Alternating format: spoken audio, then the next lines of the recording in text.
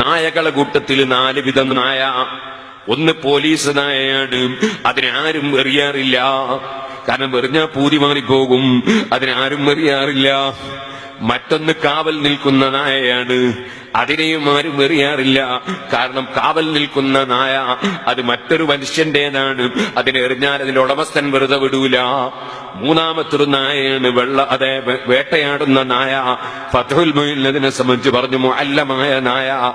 ആ മുഅല്ലമായ നായ അത് പിടിച്ചുകൊണ്ടുവന്നാൽ ബിസ്മില്ലാഹിർ റഹ്മാനിർ റഹീം എന്ന് ബിസ്മി ചൊല്ലിയിട്ട ആ നായയെ വേട്ടമൃഗത്തെ പിടിക്കാൻ വേണ്ടി പറഞ്ഞേച്ചാൽ ആ വേട്ടമൃഗത്തെ അത് പിടിച്ചുകൊണ്ടുവന്നാൽ കൊണ്ടുവരുന്നതിനിടയിൽ ആ മൃഗം ചത്തുപോയാൽ തന്നെ നമുക്കതിനെ തിന്നുന്നതിന് വിരോധമില്ല. ആ നായ പിടിച്ചുകൊണ്ടുവന്ന് തിന്നുന്നതിന് വിരോധമില്ല. നായ തൊട്ട സ്ഥലം 7 പ്രാവശ്യം കഴുകണം. 1 മണ്ണ് കലക്കിയ വെള്ളം കൊണ്ടാകണം, അതിൽ നമുക്ക് സംശയമില്ല. അതേ സമയത്ത് അത് ആ നായ പിടിച്ചുകൊണ്ടുവന്ന മൃഗം വേട്ട നായയാണെങ്കിൽ, ബിസ്മി ചൊല്ലി പറഞ്ഞേച്ചത് മൂമിനായ മനുഷ്യനാണെങ്കിൽ, ആ നായ പിടിച്ചുകൊണ്ടുവന്ന് നമുക്ക് തിന്നുന്നതിന് കുഴപ്പമില്ല. നേരെ മറിച്ച് ഒരാള് തോക്കെടുത്തിട്ട് ഒരു വേട്ടമൃഗത്തെ ബിസ്മില്ലാഹിർ റഹ്മാനിർ റഹീം തോക്കുകൊണ്ട് വെടിവെച്ച് കൊന്നു കളഞ്ഞാൽ അതിനെ നമുക്ക് തിന്നാൻ പറ്റില്ല. വെടിവെച്ച് കൊന്നാൽ നമുക്ക് തിന്നാൻ പറ്റില്ല. നേരെ മറിച്ച് കാലിന്റെ കുളമ്പിനോ മറ്റോ അല്ലെങ്കിൽ അതുപോലത്തെ സ്ഥലത്തിന് കാലിന്റെ പാദത്തിനോ മറ്റോ വെടികൊണ്ട് എന്നിട്ട് മൃഗം വീണെടുത്ത് പോയിട്ട് അതിനെ അറുത്ത് അങ്ങനെയായാൽ പറ്റൂ. അല്ലാതെ വെടിവെച്ചിട്ട് ചത്തുപോയാൽ അത് തിന്നാൻ പറ്റില്ല.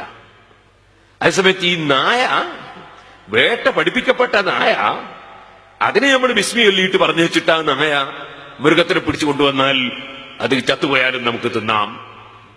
അതിനൊരു നിബന്ധനയുണ്ട്. അതെന്താണ്? ആ മൃഗത്തിന്റെ മാംസം ആ നായ തിന്നിരിക്കരുത്. ആ നായ അതിൽ നിന്ന് തിന്നിട്ടുണ്ടേ നമുക്ക് തിന്നാൻ പറ്റില്ല. കാരണം അത് നമുക്ക് വേണ്ടി പിടിച്ചതല്ല, മൂപ്പർക്ക് വേണ്ടി പിടിച്ചതാ. അതുകൊണ്ടാണ് മൂപ്പരയിൽ നിന്ന് തിന്നത്. ഇനി അത് തിന്നതിന്റെ ബാക്കി നമ്മൾ തിന്നണ്ട, അല്ലെങ്കിൽ നമുക്ക് തിന്നാം. അങ്ങനെയാണ് നിയമം. ആ നായക്ക് പേര് മുഅല്ലമായ നായാണ്. മുഅല്ലിമല്ല, മുഅല്ലം. മുഅല്ലമായ നായ. മുഅല്ലം എന്ന് പറഞ്ഞാൽ വേട്ട പഠിപ്പിക്കപ്പെട്ട നായ. അവിടെ മുതഅല്ലിമീങ്ങൾ, കുട്ടികൾ മനസ്സിലാക്കേണ്ട ഒരു വിഷയമുണ്ട് അവിടെ. അതെന്താണ്? പഠിച്ചാൽ ഏത് നായ്ക്കും ബഹുമാനുണ്ട്. കാരണം ഏത് നായും പിടിച്ചുകൊണ്ടാ തിന്നാൻ പറ്റൂല. ഇത് പഠിച്ച നായായിരിക്കണം. ഇത് പഠിച്ച നായാണ്, വേട്ട പഠിച്ച നായയാണ്, വേട്ട പഠിപ്പിക്കപ്പെട്ട നായ. അത് പിടിച്ചുകൊണ്ടുവന്നാൽ തിന്നാൻ പറ്റുമോ? പഠിച്ചാൽ ഏത് നായക്കും ബഹുമാനുണ്ട് എന്നാണ് അത് പഠിപ്പിക്കുന്നത്. പഠിക്കണം, പഠിക്കണം. എപ്പോഴും പഠിക്കാനാണ് മനുഷ്യൻ സമയം കണ്ടെത്തേണ്ടത്, കളിക്കാനല്ല. ഓ സഹോദരന്മാരെ, ആ നായ അതൊരു സൈസ് നായ. 4മത്തൊരു സൈസ് നായയാണ് തെരുവ് നായ. തെരുവ് നായ, ഈ തെരുവ് നായയുടെ ഡ്യൂട്ടി എന്താണ്? ആ തെരുവ് നായന്റെ ഡ്യൂട്ടി, അതിനെയാണ് പലപ്പോഴും നമ്മൾ കല്ലെറിയാറ്. പക്ഷേ പറയട്ടെ, ഒരൊറ്റ നായയും കല്ലെറിയാൻ ഇസ്ലാം അനുവദിച്ചിട്ടില്ല. ഖുർആൻ പഠിപ്പിച്ചു തന്ന നബി സല്ലല്ലാഹു അലൈഹി വസല്ലം തങ്ങൾ അനുവദിച്ചിട്ടില്ല. കടിക്കുന്ന നായയാണെങ്കിൽ, ശല്യം ചെയ്യുന്ന നായയാണ്, അതിനെ കൊല്ലേണ്ടതാണ്. അത് പലപ്പോഴും ഗ്രാമപഞ്ചായത്തിന്റെ വകയെ തന്നെ കൊല്ലും. ഇല്ലേ നമ്മൾ കൂടിക്കൊടുക്കണം, ഇല്ലേ നമ്മൾ ഗ്രാമപഞ്ചായത്തിന് കൊണ്ട് ചെയ്യിപ്പിക്കണം. ഇരിക്കട്ടെ, ഞാൻ പറഞ്ഞു എന്നത് അങ്ങനെ കടിക്കുന്ന നായയെ കൊല്ലാം, അല്ലാത്ത നായകളെ കൊല്ലാൻ പാടില്ല, ഉപദ്രവിക്കാൻ പാടില്ല. നായയാണ്, ശരിയാണ്, പക്ഷേ അതിനെ ദ്രോഹിക്കണമെന്ന് എവിടെയും പറഞ്ഞിട്ടില്ല. ഒരു നായ, ആ നായക്ക് വെള്ളം ആവശ്യമുണ്ടെന്ന് മനസ്സിലാക്കി അതിന് വെള്ളം ഷൂയിൽ കോരിയെടുത്ത് നായക്ക് വെള്ളം കൊടുത്തതിനാൽ ഒരു വ്യക്തിയുടെ ദോഷം പൊറുക്കപ്പെട്ടു എന്ന് മുഹമ്മദുർ റസൂലുള്ളാഹി സ്വല്ലല്ലാഹു അലൈഹി വസല്ലം പറഞ്ഞു. ഒരു പൂച്ചയെ പിടിച്ച് കെട്ടിയിട്ട് ഭക്ഷണം കൊടുക്കാത്തത് കൊണ്ട് ഒരു സ്ത്രീ നരകത്തിൽ കടന്നു എന്നും അവിടുന്ന് പഠിപ്പിച്ചു. അങ്ങനെ നായയോട് കാരുണ്യം കാണിക്കണം എന്ന് പഠിപ്പിച്ച ഗ്രന്ഥത്തിന്റെയും നേതാവിന്റെയും അനുയായികളാണ് നാം. ഖുർആൻ നോക്കിയാൽ ഒരു നായയുടെ ബഹുമാനം ഖുർആനിൽ കാണാം. ആ നായ ഏത് നായയാണ്? 7 7 ഔലിയാക്കള് അവരുടെ ആശയം അതാ സംരക്ഷിക്കാൻ വേണ്ടി ശത്രുവായ ഭരണാധികാരിയിൽ നിന്ന് അതാ ഒളിച്ചോടിപ്പോയിട്ട് ഒരു ഗുഹയിൽ പോയി താമസിച്ച 7 ഔലിയാക്കള്.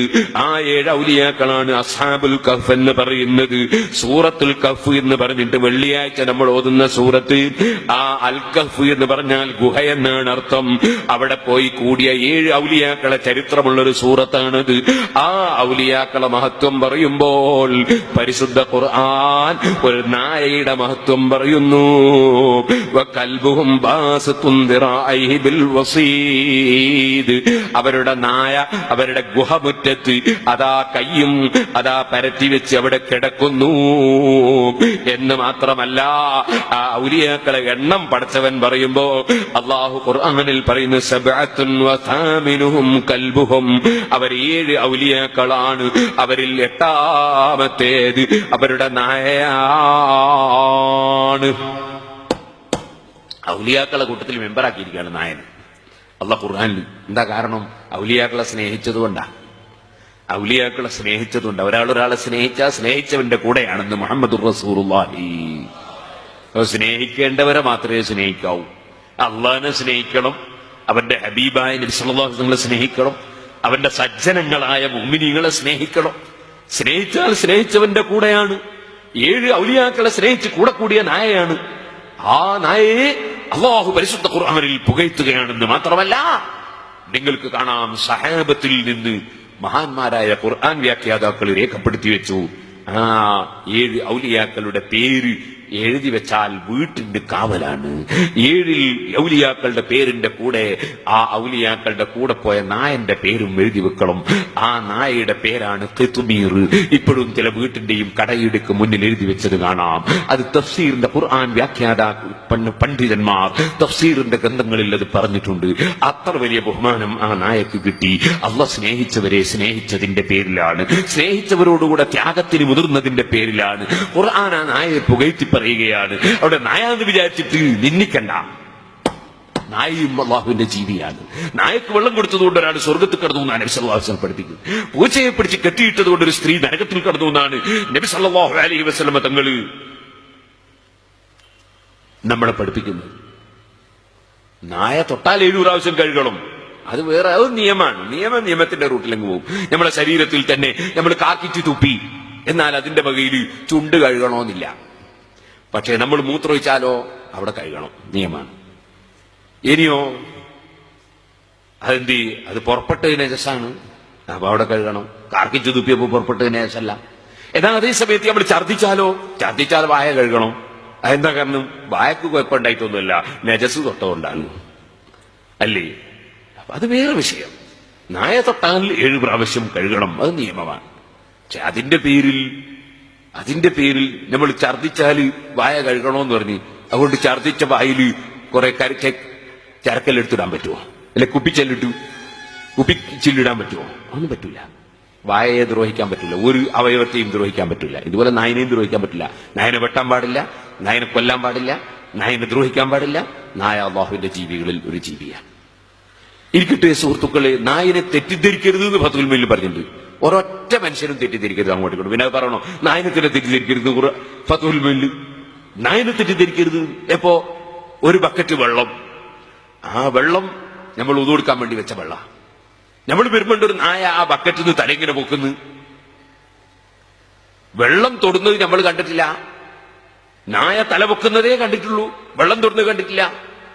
എന്നാൽ നമ്മൾ ആ വെള്ളം നജസാണ് എന്ന് മനസ്സിലാക്കി ഒഴിച്ചു കളയണോ? മറിച്ചു കളയണോ?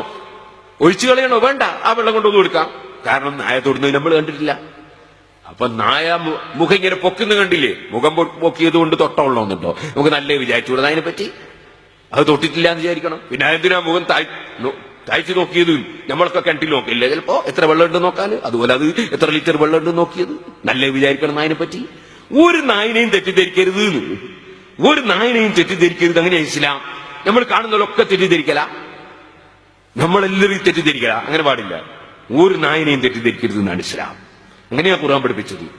ഒരാളെയും പരിഹസിക്കരുത്, ആരെയും നിന്ദിക്കരുത്.